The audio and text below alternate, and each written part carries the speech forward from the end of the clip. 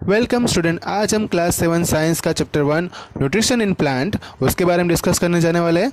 इसमें ये चैप्टर जो है मैं उनको 3 पार्ट में डिवाइड करूँगा। पहला और दूसरा पार्ट जो है वो अंडरस्टैंडिंग, मतलब कि पूरा एनसीईआरटी की जो पूरी बुक है उनके ऊपर ही पूरा मैं कॉन्सेंट्रेट करूँगा। तीसरा पार्ट जो रहेगा वो एक्सरसाइज, एक्स्ट्रा क्वेश्चन और नोट्स के रिगार्डिंग जो है तीसरा पार्ट बनेगा। ओके, तो डायरेक्टली हम ये चैप्टर स्टार्ट करते हैं। पहली स्लाइड उसमें आ रही है nutrients, carbohydrate, protein, fat, vitamin, minerals are component of food. These are components for food are necessary for our body and are called nutrients.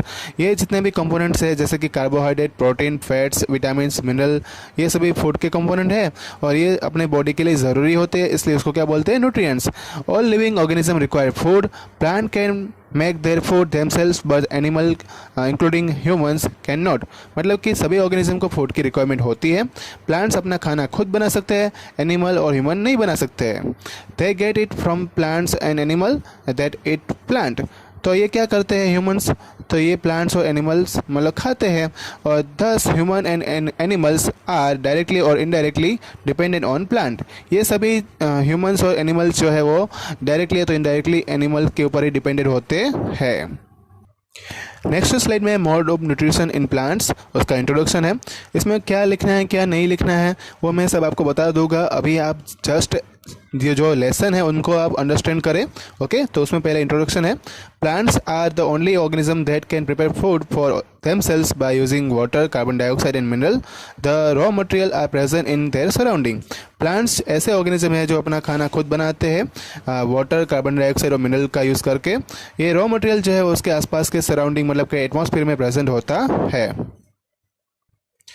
Nutrients enable living organism to build their bodies and grow, to repair damaged part of their body and provide the energy to carry out life processes.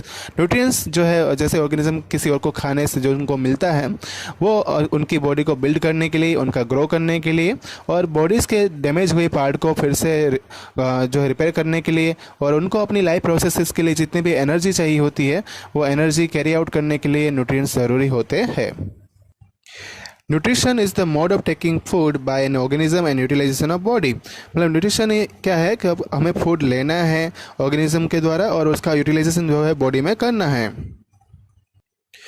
The mode of nutrition in which organisms make food themselves from the simple substance is called autotrophic. Auto means self and trophs मतलब nourishment मतलब कि nutrition. Therefore plants are called autotrophs. यहाँ पे जब organism अपना खाना खुद बना सकता है सिंपल सब्सटेंस का यूज़ करके तो उसको क्या बोलते हैं? Autotrophic nutrition. क्योंकि अब इससे हम कह सकते हैं डायरेक्टली कि प्लांट्स जो है वो ऑटोट्रॉप्स है क्योंकि वो अपना खाना खुद बनाते हैं। Animal and most other organism take in the ready to made food prepared by the plants, they are called heterotrophs. Animal और दूसरे ऑर्गेनिज्म जो है वो उनको रेडी खाना चाहिए होता है, मतलब कि ये जो प्लांट्स जो बनाते हैं उसका डायरेक्टली वो उनको खा के ही अपना गुजारा करते हैं। दे आर कॉल्ड हिटोट्रॉप्स, मतलब कि ये दूसरे के ऊपर डिपेंडेंट है, तो हम कह सकते हैं कि ये हिटोट्रॉप्स है। Before we going to discuss about the photosynthesis, first we understand the cells definition. यहाँ पे cells के बारे में थोड़ा बताया हुआ है बुक के अंदर, जो बुक की ही मैंने इमेज यहाँ पे ली हुई है। तो यहाँ पे बताया गया है कि you have seen that building are made up of bricks. Similarly, the bodies of living organism are made of tiny unit called cell. यहाँ पे जो बॉडी जिस लिविंग ऑर्गेनिज्म की जो बनी हुई होती है उसका एक टाइनी यूनिट, जो छोटा सा यूनिट होता है उसको हम क्या बोलते हैं? Cell. Cell can be seen only under the microscope. Cell को हम माइक्रोस्कोप से देख सकते हैं। Some organism are made of only one cell. कोई कोई ऑर्गेनिज्म ऐसे भी होते हैं जो एक ही सेल के बने होते हैं। Cells are enclosed by thin outer boundary called cell membrane. Cell जिस बाउंड्री से बने होते हैं उसको क्या बोलते हैं? Cell membrane. Most cell have a distinct centrally located spherical structures called nucleus. Most of cell जो होते हैं वो सभी के अलग अलग डिफरेंट फॉर्म में होते हैं और उसके अंदर जो एक स्पेरिकल स्ट्रक्चर जो होता है उसको क्या बोलते हैं? Nucleus. Nucleus is surrounded by jelly like substance called cytoplasm. Nucleus के आसपास जो जेली टाइप का सब्सटेंस होता है उसको क्या बोलते हैं? साइटोप्लाज्म। इन सब की जो डिस्क्रिप्शन और डिटेल में जो है आपको स्टडी जो है वो आगे फ्यूचर में जो क्लास 8 क्लास 9 उसमें करने वाले हैं। अब नेक्स्ट स्लाइड में इंपॉर्टेंट टॉपिक जो इस प्रेजेंटेशन का है, photosynthesis food making process in plant, उसके बारे में हम डिस्कस करेंगे। Leaves are the food factory of plant, the synthesis of food in plant occur in leaves. Leaves जो है वही प्लांट्स का क्या है, फूड फैक्ट्री है, मतलब वहीं पे खाना बनता है। और इसलिए जो फूड सिंथेसिस करने के लिए लीव्स जो है वो होने ज़रूरी है। Therefore, all the raw materials must reach there. Water and mineral present in the soils are absorbed by the root and transported to the leaves. Food का सिंथेसिस मतलब कि जो क्रिएशन जो है वो प्लांट्स के अंदर जो लीव्स है उसके अंदर ही होने वाला है।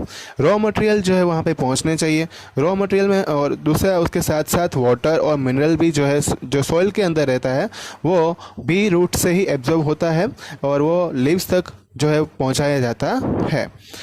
फिर है next, carbon dioxide from the air is taken through the tiny pores present on the surface of the leaves. This pores are surrounded by the guard cell, such pores are called stomata. Carbon dioxide जो हवा में रहता है उसको tiny pores के द्वारा जो surface मतलब पत्तों की जो सरफेस होती है लीव्स की, उनके द्वारा ही उनको लिया जाता है। ये पोर्स जो होते हैं उनको बोलते हैं गार्ड सेल, और यहाँ पे पोर्स मतलब जो होल्स है उसको बोलते हैं स्टोमाटा। यहाँ पे उसके दोनों के डायग्राम जो है वो लीफ के अंदर जूम करके बताया गया है, और जो जैसे कि लीफ का जूम किया तो क्या मिला, स्टोमाटा। स्टोमाटा का जो अगर जूम करेंगे तो हमें क्या मिलेगा, गार्ड सेल। नेक्स्ट स्लाइड में है, water and mineral are transported to the leaves by the vessel which run like pipes throughout the roots, stem, branches and leaves. Water और मिनरल जो है उसको लीव्स तक ट्रांसपोर्ट किया जाता है। ऐसी पाइप जो होती है उनके अंदर जो रूट्स, स्टेम और ब्रांचेस और लीव्स को कनेक्ट करती है। They form a continuous path of passage for the nutrients to reach the leaves. ये एक कंटिन्यूस पाथ क्रिएट करती है जिससे न्यूट्रिएंट्स जो है वो लीव्स तक पहुंच जाए। The leaves have a green pigment called chlorophyll. It helps leaves to capture the energy of sunlight. This energy is used to synthesize, prepare food from the carbon dioxide and water. सभी जो green पत्ते होते हैं उसके अंदर एक green colour का pigment होता है, उसको बोलते हैं क्लोरोफिल्स। ये हेल्प्स करता है मतलब कि पत्तों को एनर्जी जो सनलाइट के अंदर होती है उसको कैप्चर करने के लिए, और ये एनर्जी जो है उसको ही सिंथेसाइज मतलब कि फूड बनाने में, फूड को प्रिपेयर करने में और कार्बन डाइऑक्साइड और वाटर में से काम आती है। मतलब कि जो एनर्जी जो यहाँ पे बनती है वो कहाँ से बनने वाली है, तो क्या सन में से बनने वाली है। और किसके दूसरा उसमें क्या चाहिए था, कार्बन डाइऑक्साइड और वाटर। तो कार्बन डाइऑक्साइड और वाटर और क्लोरोफिल की मदद से हमने क्या बनाया, फूड। तो क्वेश्चन होगा स्टूडेंट के दिमाग में कि सभी जो लीव्स होते हैं मतलब पत्ते होते हैं वो सभी क्या फोटोसिंथेसिस करते हैं? नहीं, जिसके अंदर ग्रीन कलर का क्लोरोफिल पिगमेंट होगा, राइट, वही फोटोसिंथेसिस करते हैं, बाकी कोई फोटोसिंथेसिस करता नहीं है। अब नेक्स्ट स्लाइड में है, since the synthesis of food occur in the presence of sunlight it is called photosynthesis.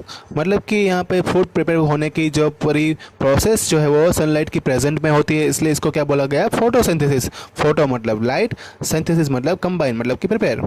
So we find that chlorophyll, sunlight, carbon dioxide and water are necessary to carry out the process of photosynthesis.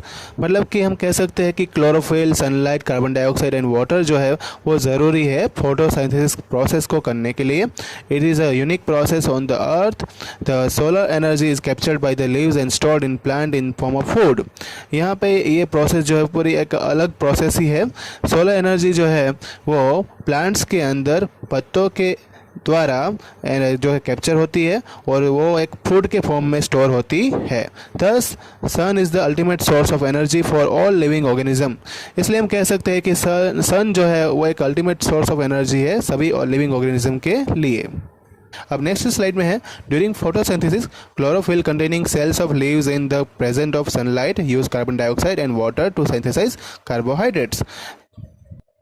मतलब कि मैंने जो अभी बताया कि chlorophyll contain करने वाला cell जो पत्ते में रहेगा, जो सनलाइट की प्रेजेंट में कार्बन डाइऑक्साइड और वाटर का यूज़ करके कार्बोहाइड्रेट्स प्रिपेयर करेगा। During the process oxygen is release. मतलब कि ये जब ये प्रोसेस होती है तब कौन सा गैस रिलीज होता है, oxygen. Carbohydrates ultimately get converted into starch.